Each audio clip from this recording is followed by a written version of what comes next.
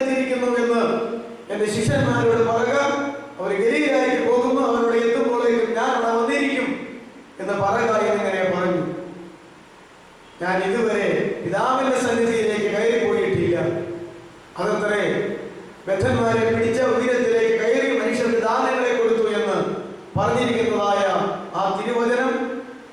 അതുകൊണ്ട് പാതാള പന്തീസായായിരുന്ന വിശുദ്ധന്മാരെ തന്നോട് കൂടെ ക്രൂശിൽ കിടന്ന് അനുഭവിച്ച് മരിച്ച ആ കള്ളന്റെ ആത്മാവോട് കൂടെ നീ ഇന്ന് എന്നോട് കൂടെ പന്തീസായിരിക്കുമെന്നുള്ള വാഗ്ദത്ത നിവൃത്തിയുമായി കടന്നു പോകുമ്പോഴാണ് തന്റെ കല്ലറവാതിൽക്കൽ കർത്താവിനെ കാണുകയില്ല എന്നുള്ള തീരുമാനത്തോടു കൂടെ, മരിച്ചാലും വേണ്ടതില്ല എന്നുള്ള തീരുമാനത്തോടു കൂടെ കരഞ്ഞ് കാത്തിരിക്കുന്ന മറിയത്തിനെ തന്റെ മുഖദർശനം കാണിച്ചു കൊടുത്ത് തന്റെ ശിഷ്യന്മാരോട് ഈ സന്ദേശം അറിയിക്കുവാൻ തക്കവണ്ണം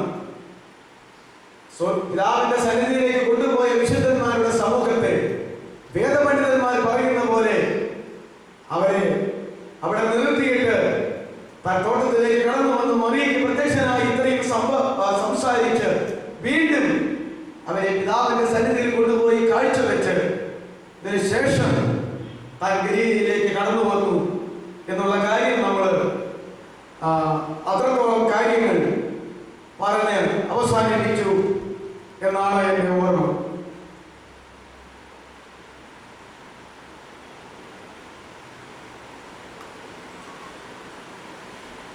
എഫേസ്യർ ലേഖനം 4-ാം അധ്യായത്തിന്റെ 9-10 വാക്യങ്ങൾ വായിക്കുമ്പോൾ ഈ കർത്താവ് ഉയർത്തെഴുന്നേറ്റതിന് ശേഷം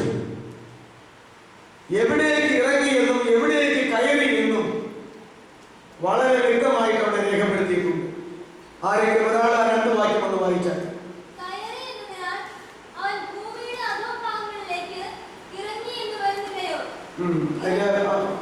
അത് 9-ാമത്തെ വാക്യം മുതലാണോ?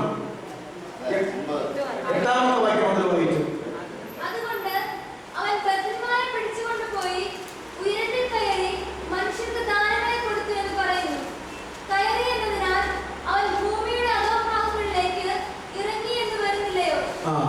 കയറി എന്ന് പറഞ്ഞിരിക്കുന്നതിനാൽ അതിൽ നിന്ന് നമ്മൾ എന്ത് മനസ്സിലാക്കണം? ഭൂമിയുടെ അധോഭാഗങ്ങളിലേക്ക് അവൻ ഇറങ്ങി എന്ന് വരുന്നില്ലയോ? ഭൂമിയുടെ അധോഭാഗങ്ങളിലേക്ക് ഇറങ്ങുക എന്ന് പറഞ്ഞാൽ 2 തരത്തിൽ വേദപണ്ഡിതന്മാർ അത് വ്യാഖ്യാനിക്കുന്നു. ഒന്ന്, നമ്മുടെ കർത്താവ് മരിച്ച് അടക്കപ്പെട്ടത്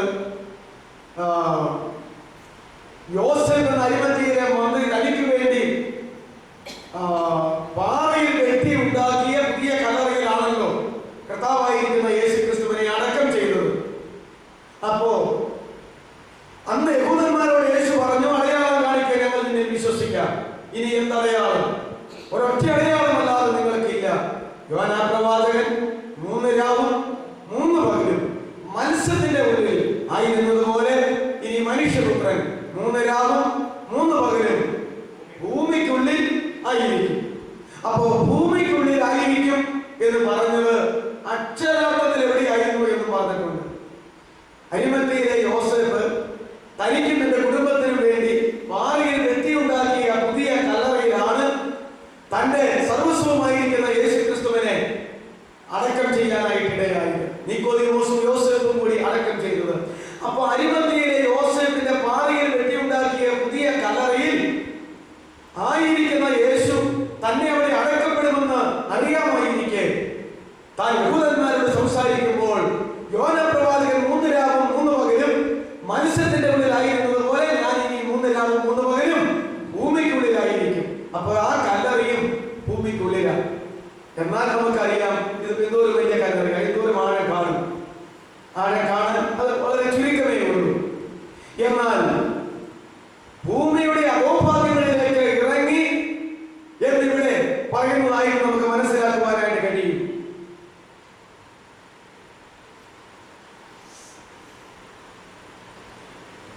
ഒന്ന് പത്രോസിന്റെ ലേഖനം 3-ാം അധ്യായം 19-ാമത്തെ വാക്യം വായിക്കുമ്പോൾ, 1 പത്രോസിന്റെ ലേഖനം 3-ാം അധ്യായം 19 വാക്യം വായിക്കുമ്പോൾ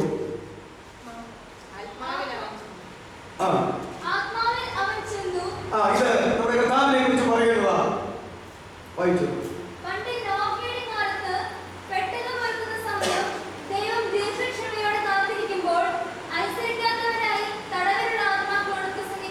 മതി. ആത്മാവിൽ അവൻ ചെന്നു. അതിനെ തൊട്ട് മുകളിലത്തെ ക്രിസ്തുവും നമ്മെ ദൈവത്തോട് അടുപ്പിക്കേണ്ടതിന് നീതിമാനായി നീതി കെട്ടവർക്ക് വേണ്ടി പാപം നിമിത്തം ഒരിക്കൽ കഷ്ടം അനുഭവിച്ചു. ജഡത്തിൽ മരണശിക്ഷ ഏൽക്കുകയും ആത്മാവിൽ ജീവിക്കപ്പെടുകയും ചെയ്തു. എന്നിട്ട് പറയുക, ആത്മാവിൽ അവൻ ചെന്ന് പണ്ട് നോഹിയുടെ കാലത്ത് പെട്ടകം ഒരുക്കുന്ന സമയം ദൈവം ദീർഘക്ഷമയോടെ കാത്തിരിക്കുമ്പോൾ അനുസരിക്കാത്തവരായി തടവിലുള്ള ആത്മാക്കളോട് പ്രസംഗിച്ചു. അപ്പൊ ഇതെപ്പോഴാ കർത്താവ് ചെയ്തത്?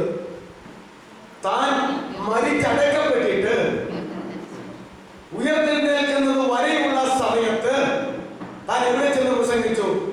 തടവിലുള്ള ആത്മാക്കളോട്. ഏത് തടവിലുള്ള ആത്മാക്കൾ? പണ്ട് നോഹിയുടെ കാലത്ത് ദൈവം രക്ഷിക്കപ്പെടുന്നവർക്ക് വേണ്ടി പെട്ടകം, അതായത് പെട്ടകത്തിലൂടെ രക്ഷപ്പെടുന്നവർക്ക് വേണ്ടി പെട്ടകം ഒരുക്കിക്കൊണ്ടിരിക്കുമ്പോൾ അന്ന് നോഹ പറഞ്ഞ ആ വിഷയം,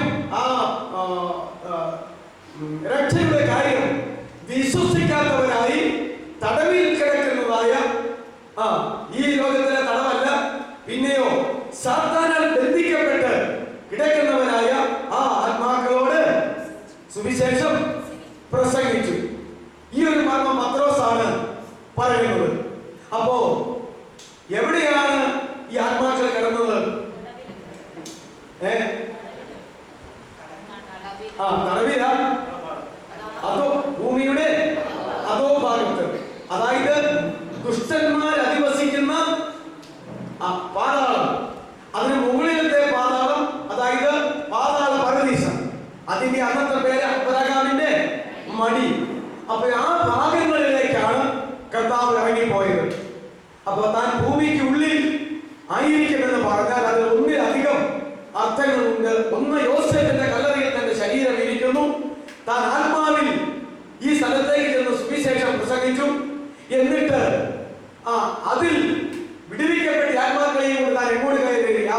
അവിടെ ഉണ്ടായിരുന്ന ആത്മാക്കളെ കള്ളന്മാരുടെ ആത്മാവോട് കൂടെ എല്ലാത്തിനെയും കൂടെ പിതാവായ ദൈവത്തിന്റെ സന്നിധിയിലേക്ക് കൊണ്ടുപോയി മൂന്നാം സ്വർഗ്ഗം എന്ന പിൽക്കാലത്ത് അറിയപ്പെടുന്ന ദൈവത്തിന്റെ പർദീസായി ആക്കി. ഈ ഒരു കാര്യം ഈ വേദഭാഗങ്ങളിൽ നിന്ന് നമ്മൾ മനസ്സിലാക്കേണ്ടതാണ്. എന്നിട്ട് ഞാൻ പറഞ്ഞു വരുന്നത് എഫേസ്യ ലേഖനത്തിലേക്ക് നമുക്ക് കടന്നു വരാം. അവിടെ അതിന്റെ 4-ാം അധ്യായത്തിൽ നമ്മൾ വായിക്കുമ്പോൾ, കയറി എന്നതിനാൽ അവൻ ഭൂമിയുടെ അധോഭാഗങ്ങളിലേക്ക് ഇറങ്ങി എന്ന് വരുന്നില്ലയോ? പാതാളവും ആ പർദീസായി എല്ലാം എവിടെയായിരുന്നു എന്നാ പറയുന്നത്? ഭൂമിയുടെ അധോഭാഗങ്ങളിൽ. എന്നാൽ ഇതിനകത്ത് പറഞ്ഞിരിക്കുന്ന ഭൂമിയുടെ അധോഭാഗങ്ങളിൽ. അപ്പൊ ഈ സ്ഥലം എവിടെയായിരുന്നു? ഈ പാതാളം, താഴത്തെ പാതാളം, മേലത്തെ പാതാളം, അധമ പാതാളം എന്നൊക്കെയുള്ള പേരിൽ അറിയപ്പെട്ടിരുന്ന ഈ പാതാളം എവിടെയായിരുന്നു എന്നാ പറയുന്നത്? ഭൂമിയുടെ അധോഭാഗങ്ങളിലേക്ക്. തടവിലാകപ്പെട്ട ജനത്തോട് പോയി സുവിശേഷം പ്രസംഗിച്ചു, അവരെ അവിടെ നിന്ന് പിടിച്ച് ഉയരത്തിലേക്ക് കൊണ്ടുപോയി എന്നൊക്കെയാണ് പറയുന്നത്. അധോഭാഗങ്ങളിലേക്ക് ഇറങ്ങി എന്ന് വരുന്നില്ലയോ? അവൻ ബദ്ധന്മാരെ പിടിച്ചു കൊണ്ടുപോയി ഉയരത്തിൽ കയറി മനുഷ്യർക്ക് ദാനങ്ങളെ കൊടുത്തു. ബദ്ധന്മാരെ പിടിച്ചു കൊണ്ടുപോയി ഉയരത്തിൽ കയറി എന്നിട്ട് മനുഷ്യർക്ക് ദാനങ്ങളെ കൊടുത്തു. എന്താ കൊടുത്ത ദാനം? ഇവിടെ പറയുന്ന ദാനം പരിശുദ്ധാത്മാവാകുന്ന ദാനം, ദൈവസഭയാകുന്ന ദാനം, ദൈവ ശുശ്രൂഷകരാകുന്ന ദാനം, അവർക്കുള്ള കൃപാവരങ്ങളാകുന്ന ദാനം. അതാ എഫേസ്യ ലേഖനം പിന്നെ ഇപ്പൊ നമ്മൾ വായിക്കുന്നതിന്റെ താഴോട്ട് 16-ാമത്തെ വാക്യം വരെ വായിച്ചാൽ ഈ പറയുന്ന ദാനങ്ങളെ കൊടുത്തു എന്ന് പറഞ്ഞാൽ എന്ത് ദാനങ്ങളെ കൊടുത്തു? അതാ അവിടെ പറയുന്നത്. അവൻ ചിലരെ അപ്പോസ്തലന്മാരായും ആ കാര്യങ്ങളെല്ലാം പറയുന്നു. ദൈവസഭയിലെ ശുശ്രൂഷകരെ ദൈവമാക്കി കൊടുത്തു. ആ ശുശ്രൂഷകർക്ക് ശുശ്രൂഷകളെ കൊടുത്തു. ആ ദൈവസഭയ്ക്ക് ക്രിസ്തു എന്ന തലയോളം വളരെ തക്കവണ്ണമുള്ളതായിരിക്കുന്ന സകല സംഗതികളും കൊടുത്തു. അതിന്റെ ആദ്യത്തെ ദാനം ഉയരത്തിൽ കയറി മനുഷ്യർക്ക് ദാനങ്ങളെ കൊടുത്തു എന്ന് പറയുമ്പോൾ അതിന്റെ ആദ്യ ദാനം പരിശുദ്ധാത്മാവാ. അത് വേദപുസ്തകത്തിൽ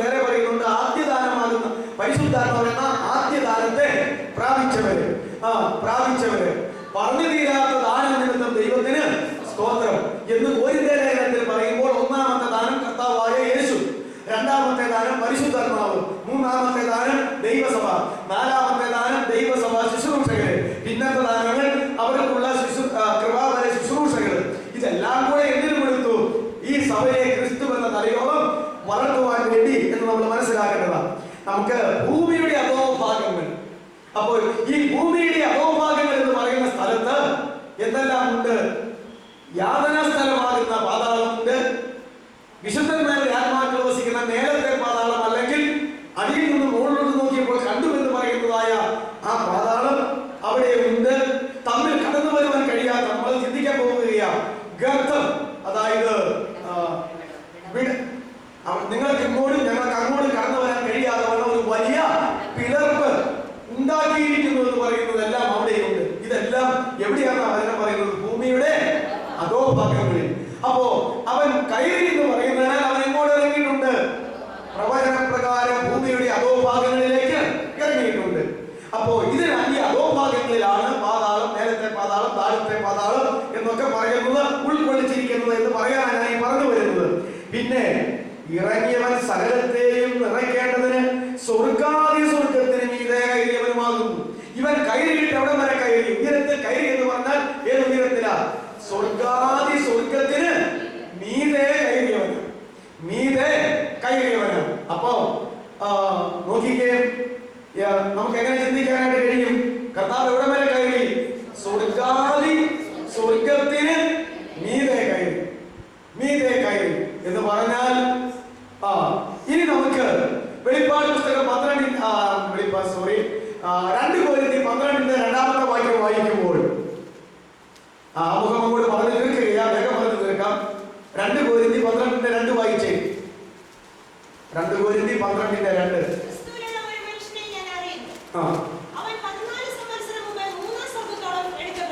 ക്രിസ്തുവിനുള്ള ഒരു മനുഷ്യനെ ഞാൻ അറിയുന്നു, അവൻ 14 സംവത്സരം മുമ്പ് 3-ാം സ്വർഗത്തോളം എടുക്കപ്പെട്ടു. അവിടെ നിർത്ത്. അപ്പൊ സ്വർഗം എത്രയുണ്ട്? 3. 3-ാം സ്വർഗം ഉണ്ടെങ്കിൽ അതിന് താഴെ എത്ര സ്വർഗമുണ്ട്? 2. അതിന് താഴെ 1. അക്കാര്യത്തിൽ സംശയമില്ലല്ലോ. 1-ാം സ്വർഗം, 2-ാം സ്വർഗം, 3-ാം സ്വർഗം. അപ്പോ യേശുവിന്റെ ക്രൂശുമരണത്തോടു കൂടെ ഭൂമിയുടെ അധോഭാഗങ്ങളിലായിരുന്ന മേലത്തെ പ്രതീക്ഷ അബ്രാഹാമിന്റെ വഴി എന്ന് പറയുന്ന സ്ഥലത്തായിരുന്ന വിശുദ്ധന്മാരെ താൻ എങ്ങോട്ട് കൊണ്ടുപോയി? 3-ാം സ്വർഗത്തോളം കൊണ്ടുപോയി. പൗലോസ് കടന്നുപോയി കണ്ടത് വിശുദ്ധന്മാരുടെ ആത്മാക്കൾ വസിക്കുന്ന ദൈവത്തിന്റെ പരദീസ. ഇനി ആ വേദഭാഗത്ത് തന്നെ പറഞ്ഞിട്ടുണ്ട് ദൈവത്തിന്റെ പരദീസ, ഇല്ലേ? അവിടെ നിങ്ങൾ വായിച്ചു നോക്കിക്കേ. 3-ാം സ്വർഗത്തോളം ആ മനുഷ്യൻ പരദീസയോളം എടുക്കപ്പെട്ടു, അല്ലേ? എന്നല്ലേ അവിടെ പറയുന്നത്? ദൈവം പരദീസ മാത്രമേ ഉള്ളൂ. അതെ. അപ്പോ പരദീസ അതാണ് ഇപ്പോഴത്തെ പരദീസ. അതിന്റെ പേരെന്താ? 3-ാം സ്വർഗം. അപ്പൊ 1-ാം സ്വർഗം, 2-ാം സ്വർഗം, 3-ാം സ്വർഗം. 1-ാം സ്വർഗം ഏതാ? വേദപണ്ഡിതന്മാർ പ്രകാരം പറയുന്നു 1-ാം സ്വർഗം മേഘമണ്ഡലം, 2-ാം സ്വർഗം നക്ഷത്ര മണ്ഡലം, നക്ഷത്രമണ്ഡലം. അതിനു മുകളിലാണ് 3-ാം സ്വർഗം. അപ്പോ മേഘമണ്ഡലം ഒരുമലയിൽ വെച്ച് 500-ലധികം ശിഷ്യന്മാരുടെ മധ്യത്തിൽ നിന്ന് കർത്താവ് ഉയർത്തെഴുന്നേറ്റപ്പോൾ താൻ ഒരുമലയുടെ നിറകിൽ നിന്ന് മേലോട്ട് പൊങ്ങി. താമസമയ നാം അവിടെ വായിക്കുന്നത് ഒരു മേഘം വന്ന് അവനെ മൂടിയിട്ട് ആ മേഘം അവനെ വഹിച്ചുകൊണ്ട് മുകളിലോട്ട് പോയി എന്ന്, മുകളിലോട്ട് പോയി എന്നാണ് പറഞ്ഞിരിക്കുന്നത്. അപ്പൊ മേഘമണ്ഡലത്തിനാണ് എന്ന് പറയുക ബൈബിളിൽ 1-ാം സ്വർഗം. ആ മണ്ഡലം എങ്ങനെ ഇരിക്കുന്നു ഏതാണെന്ന് പറയാൻ എനിക്കറിയത്തില്ല. 2-ാമത് നക്ഷത്രമണ്ഡലം. ഇന്ന് വരെ എനിക്ക് ശാസ്ത്രം പറയാൻ അറിയത്തില്ല. ഞാൻ പണ്ട് പഠിച്ചതനുസരിച്ച് 1,86,000 മൈൽ പ്രകാശരശ്മിയുടെ വേഗത എന്തോ ഒരു സമയത്തിനുള്ളിലാണ്. ഒരു സെക്കൻഡിൽ 1,86,000 മൈൽ വേഗത്തിൽ പ്രകാശരശ്മി സഞ്ചരിച്ചിട്ട് ഈ നക്ഷത്രങ്ങൾ ഉണ്ടായ കാലം മുതൽ ഇന്ന് വരെ ഭൂമിയിൽ പ്രകാശരശ്മി എത്താത്ത അനവധി നക്ഷത്രങ്ങൾ ഉണ്ട്. ഇപ്പോഴും ഓരോന്ന് കണ്ടുപിടിച്ചുകൊണ്ടിരിക്കുന്നു, അടുത്തടുത്തുള്ളത്. അപ്പൊ നോക്കിക്കേ, എന്തോരും എന്താ പറയുന്നേ, അനധിദൂരതയൊക്കെ പറയുന്ന ആ നക്ഷത്ര മണ്ഡലം അത് ദൈവം ഉടയവരാ സൃഷ്ടിച്ചിട്ട് ഇതുവരെ ഈ അതിന്റെ പ്രകാശരശ്മി സെക്കൻഡിൽ 1,86,000 മൈൽ വേഗത്തിൽ സഞ്ചരിച്ചിട്ടും ഇന്ന് വരെ ഭൂമിയിലേക്ക് വരാത്ത അനേക നക്ഷത്രങ്ങളുണ്ട് എന്ന് പറയുമ്പോൾ 2-ാം സ്വർഗം എന്ന് പറയുന്ന നക്ഷത്ര മണ്ഡലം മുഴുവൻ അപ്പുറേക്ക് കടന്നു, ഇല്ലേ? നമ്മുടെ കർത്താവ് മുഴുവൻ ആ നക്ഷത്ര മണ്ഡലം കടന്നു, 2-ാം സ്വർഗവും കടന്ന് എന്ത് ചെയ്തു? 3-ാം സ്വർഗം വരെ പോയിട്ടാണ് വിശുദ്ധന്മാരുടെ ആത്മാക്കളെ മൂന്നാം സ്വർഗമാകുന്ന ദൈവത്തിന്റെ പർദീസ എന്ന് പറയുന്ന സ്ഥലത്ത് ഇപ്പോൾ ആക്കി വെച്ചിരിക്കുന്നത്. എന്നാൽ കർത്താവ് അവിടെ വരെയാണ് ഉയർത്തെഴുന്നേറ്റ് പോയിട്ട് വന്നത്. പിതാവായ ദൈവം ഇരിക്കുന്നത് എവിടെയാ?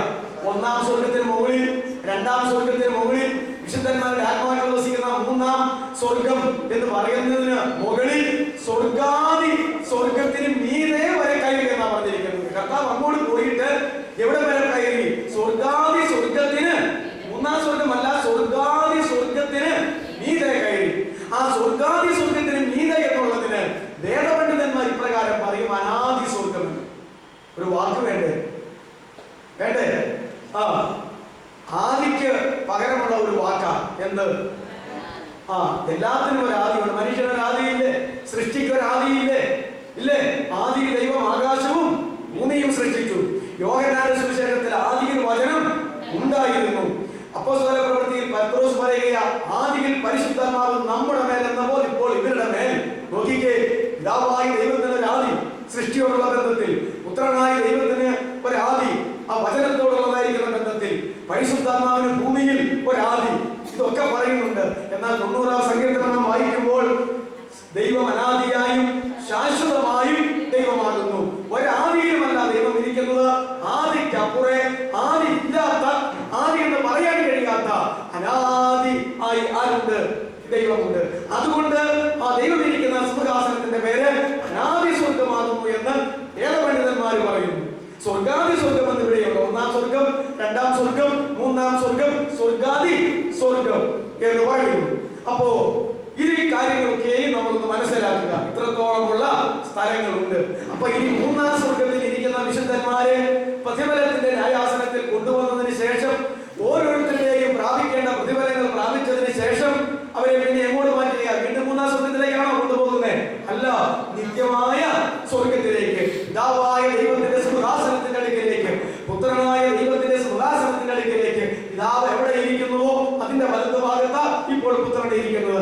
സംശയമുണ്ടെങ്കിൽ ആത്മാവിൽ മരിക്കാൻ നേരത്ത് സ്തേഫാനോസ് തുറന്ന സ്വർഗത്തിലൂടെ കണ്ടു പിതാവായ ദൈവത്തെ അതിന്റെ വലതുഭാഗത്ത് പുത്രൻ ഇരിക്കുന്നത്. വിശുദ്ധന്മാരുടെ സ്വർഗമല്ല, പിതാവിരിക്കുന്ന സ്വർഗത്തിയ. അപ്പൊ പറയുകയാതെ പിതാവായ ദൈവത്തെ കാണുന്നു, പുത്രനായ ദൈവത്തെ കാണുന്നു. അപ്പോൾ ഇരിക്കുന്നു എന്ന് പറഞ്ഞവൻ ഇപ്പോൾ എങ്ങനെ നിൽക്കുന്നതായിട്ട് കാണുന്നത്? യേശു ക്രിസ്തു എഴുന്നേറ്റ് നിൽക്കുകയാ ചെയ്യുന്നത് എന്ന് ഇങ്ങനെ പറയുകയാണ്. അതിനെക്കുറിച്ച് വേദപണ്ഡിതന്മാർ പറയുന്നു. അല്ലെങ്കിൽ ശരിയാണെന്ന് നമുക്ക് തോന്നും. ക്രൈസ്തവ സഭയിലെ ആദ്യത്തെ രക്തസാക്ഷിയായ യുവ ചെറുപ്പക്കാരനായിരിക്കുന്ന സ്തേഫാനോസിന്റെ ആത്മാവിനെ സ്വീകരിപ്പാൻ പിതാവേ ഞാൻ വരുന്നു, എന്റെ ആത്മാവിനെ തൃക്കരങ്ങളിൽ സമർപ്പിക്കുന്നു, ഈ പാപം ഇവർക്ക് നിർത്തല്ല എന്ന് പറയുകയിൽ ആത്മാവ് പറന്നുപോയെങ്കിൽ തന്റെ ആദ്യ രക്തസാക്ഷിയായ സ്തേഫാനോസിന്റെ ആത്മാവിനെ സ്വീകരിക്കുവാൻ പിതാവിന്റെ വലതുഭാഗത്തിരിക്കുന്ന പുത്രൻ തമ്പുരാൻ എഴുന്നേറ്റ് നിന്ന് സ്വീകരിച്ചുവെങ്കിൽ തന്നെ വിശ്വസിക്കുന്ന ഒരു പാവപ്പെട്ട മനുഷ്യാത്മാവിന്റെ വില എന്തായിരുന്നു നിങ്ങൾ മനസ്സിലാക്കേണ്ടതാ. പ്രകാശ രശ്മിയേക്കാൾ വേഗത്തിലാണ് ഈ ആത്മാവിനോട് കടന്നു ചെല്ലുന്നത് പിതാവായ ദൈവത്തിന്റെ സന്നിധിയിലേക്ക് എന്ന് നമ്മൾ മനസ്സിലാക്കുക. അതുകൊണ്ട് സ്വർഗാദി സ്വർഗത്തിന് മീതെ കയറി, സ്വർഗാദി സ്വർഗത്തിന് മീതെ കയറി എന്ന് പറഞ്ഞാൽ അതിന് പിന്നെ മലയാളത്തിൽ പറയാൻ അനാദി സ്വർഗം എന്നല്ലാതെ പിന്നെ ഒരു വാക്ക് ബൈബിളിൽ ഇല്ല.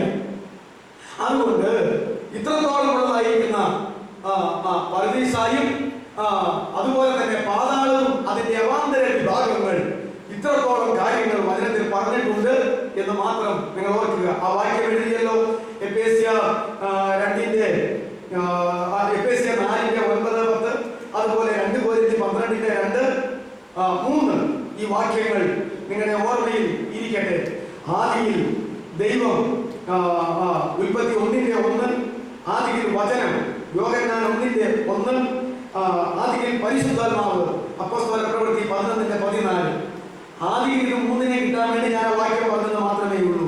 സങ്കീർത്തനം 90:2 ദൈവം അനാദിയായും ശാശ്വതമായും ദൈവമാകുന്നു.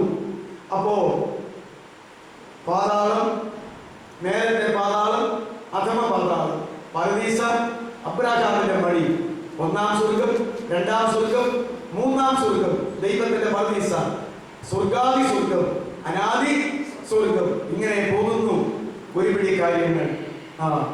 എന്നാൽ നമുക്കിടെ പ്രതിഫലത്തിന്റെ കാര്യമാണ് കർത്താവ് പറഞ്ഞത്. എന്റെ പിതാവിന്റെ ഭവനത്തിൽ അനേകം, ഇതെല്ലാം ഈ സ്വർഗം എന്ന് പറയുന്നത് എല്ലാം കൂടി ആരുടെ ഭവനമാണ്? സ്വർഗം സമം ആരുടെ ഭവനമാണ്?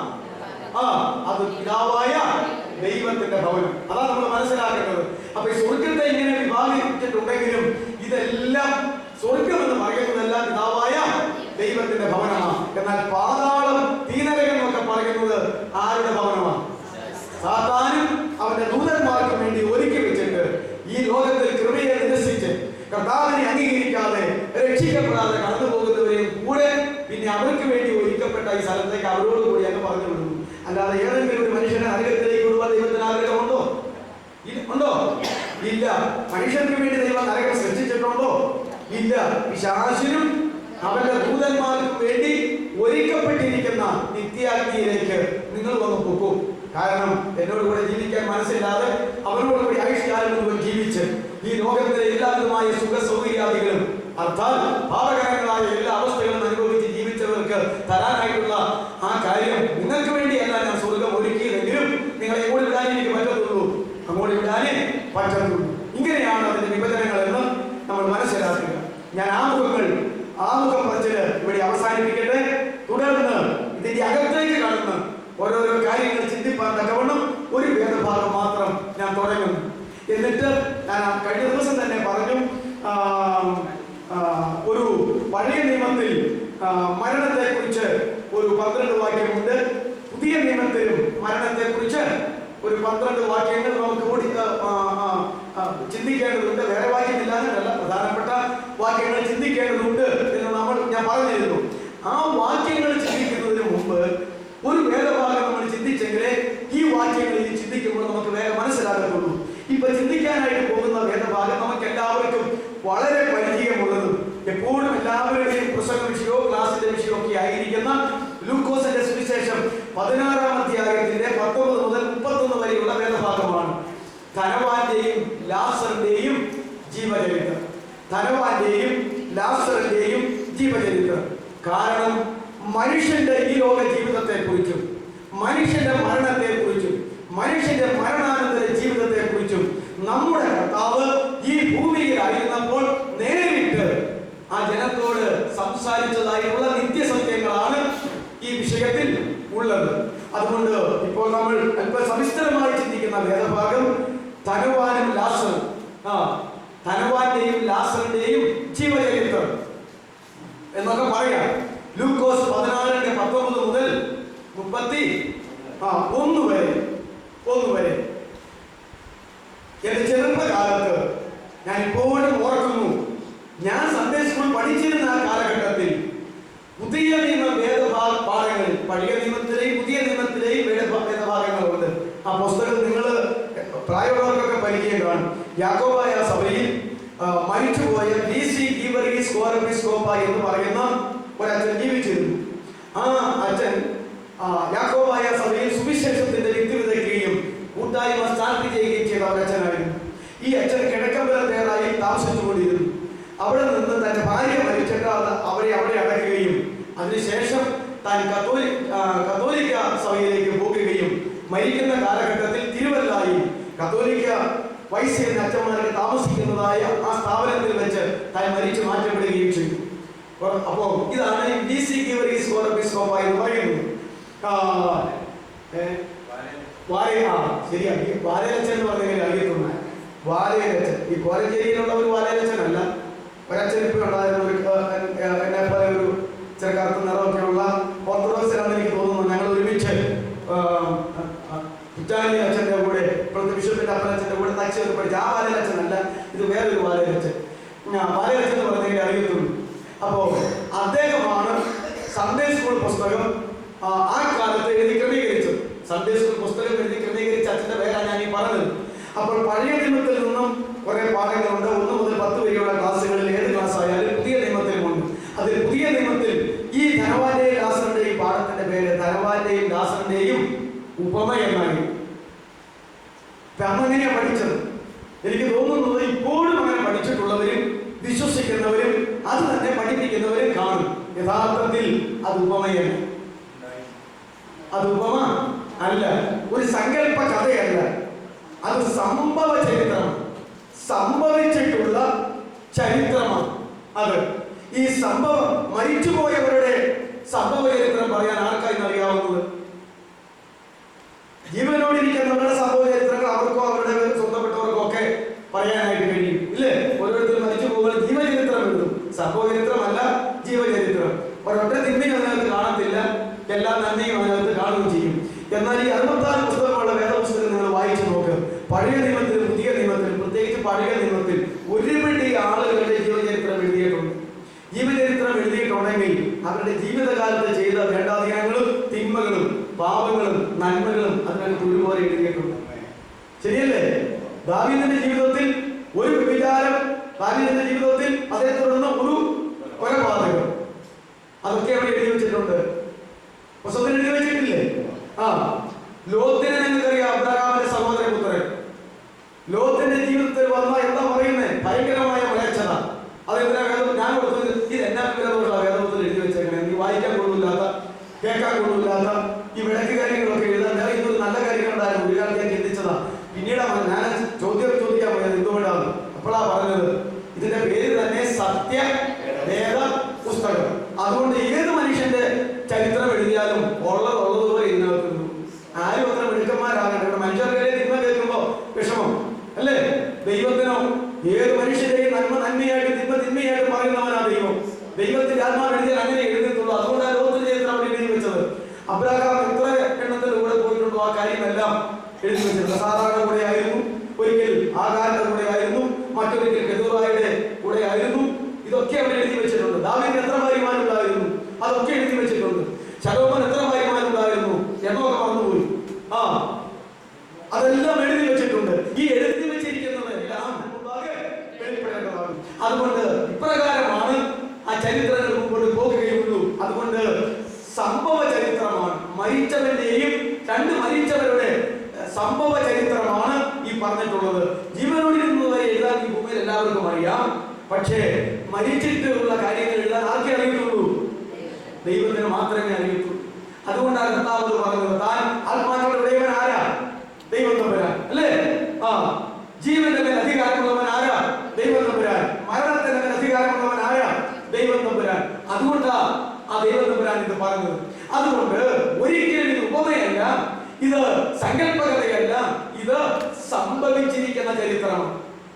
സംഭവിച്ചിരിക്കുന്ന ചരിത്രമാണ്. ഇതെല്ലാം കണ്ടും കേട്ടും നടത്തിയ ആള് പിന്നെ മനുഷ്യനായി ഇങ്ങോട്ട് വന്നേച്ച് 33 വയസ്സ് വരെ ജീവിച്ചപ്പോൾ അവസാനത്തെ 3.5 വർഷക്കാലം പാലച്ചയിൽ ദൈവരാജ്യത്തിന്റെ മർമ്മങ്ങളെ പഠിപ്പിച്ചുകൊണ്ട് നടന്ന കാലഘട്ടത്തിലാ ഈ സംഭവം പറഞ്ഞു. അതുകൊണ്ട് ഇതെന്താണ്? ഇത് സംഭവ ചരിത്രമാണ്. ഇത് കർത്താവിന് മാത്രമേ പറയാനായിട്ട് പറ്റത്തുള്ളൂ. ഞാൻ നിങ്ങളൊരു കാര്യം ചോദിക്കട്ടെ. പുതിയ നിയമത്തിൽ തന്നെ, പഴയ നിയമത്തിൽ പുതിയ നിയമത്തിൽ എത്ര ആളുകൾ ഉയർപ്പിച്ചിട്ടുണ്ട്? പ്രവാചകന്മാർ ഉയർപ്പിച്ചിട്ടുണ്ട്, യേശു ഉയർപ്പിച്ചിട്ടുണ്ട്, അപ്പോസ്തലന്മാർ ഉയർപ്പിച്ചിട്ടുണ്ട്, ഇതൊക്കെ ഉയർപ്പിച്ചിട്ടുണ്ടല്ലോ. ആരെങ്കിലും മരിച്ച് ഉയർത്തെഴുന്നേറ്റ് വന്നവൻ ഈ മരിച്ചിട്ട് ഇത്രയും നാളും എവിടെയായിരുന്നെന്നും എങ്ങനെയായിരുന്നെന്നും എന്നാ അവിടുത്തെ വിശേഷമെന്നും ഇവിടെ വന്ന ആരോടെങ്കിലും പറഞ്ഞിട്ടുണ്ടോ? പറഞ്ഞിട്ടുണ്ടെങ്കിൽ ബൈബിളുണ്ടോ? ഉണ്ടോ? ഇല്ല. ആ ലാസറ് മരിച്ചിട്ട് അടക്കിയിട്ട് 4-ാം ദിവസമാണ് ഉയർത്തെഴുന്നേറ്റത്. എന്നിട്ട് ഒരൊറ്റ മനുഷ്യൻ മാത്രമേ പറഞ്ഞിട്ടുള്ളൂ, പൗലോസ്. ഞാൻ ക്രിസ്തുവിൽ ഒരു മനുഷ്യനെ അറിയുന്നു. അവൻ ഇന്നേക്ക് 14 സംവത്സരം മുമ്പ് 3-ാം സ്വർഗ്ഗത്തോളം എടുക്കപ്പെട്ടു. പക്ഷേ ശരീരം കൊണ്ടാണോ ഞാൻ പോയത്? ഈ ശരീരം ഇല്ലാതെയാണോ പോയതെന്ന് എനിക്ക് അറിയാം. നോക്കിക്കേ, അവൻ